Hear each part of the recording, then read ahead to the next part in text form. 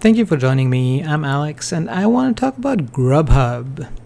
So Grubhub does fast food delivery. Their competitor to Waiter or DoorDash or Uber Eats or probably some others. I don't even know. Current price is $77, which gives the market cap of $1.2 billion. So obviously still a fairly small company. Dividend is 0. I don't expect that to change in the next decade or so.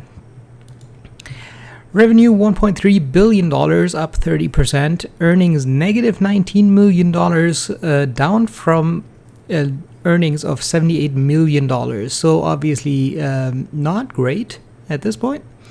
And they have a current PE of 67 with a forward PE of, they have a current PE of negative 67. Sorry, that wasn't clear. With a forward PE of 385, which is, slightly high. It's Netflix-ish territory.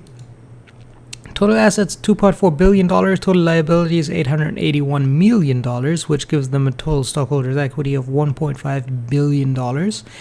And that is kind of the balance sheet that I like to see, with assets to liabilities ratio of like 3. That is pretty nice.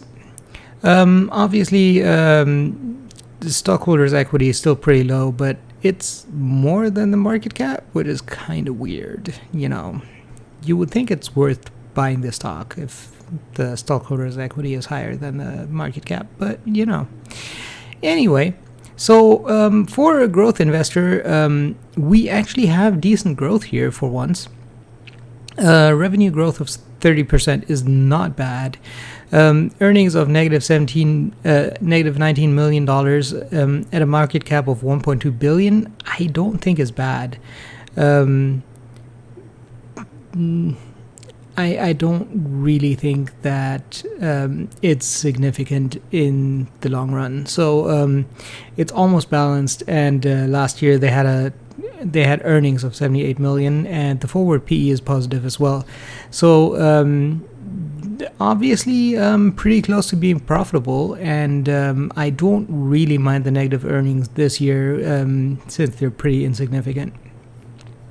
So I think that for a growth investor, this might actually be a decent stock to look at because revenue growth is nice, earnings almost positive, which is not something that you get with a whole lot of growth stocks at this point either. And the balance sheet is pretty nice as well. So I think that this is actually a growth stock that I would be willing to buy. For a dividend investor, obviously there's nothing here at all. And for a value investor, the balance sheet looks nice. The revenue growth is good. There's no dividend. And the PE is currently negative. And the forward PE of 385 is also not great for a value investor. So overall, I would assume that most value investors would stay away from a stock like this and kind of let it stabilize for a while before investing.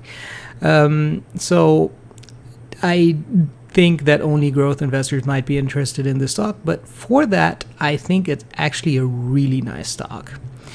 That's it for me for today. If you like this video, make sure to subscribe. I'm coming out with more videos every day before market open. I hope you have a successful day.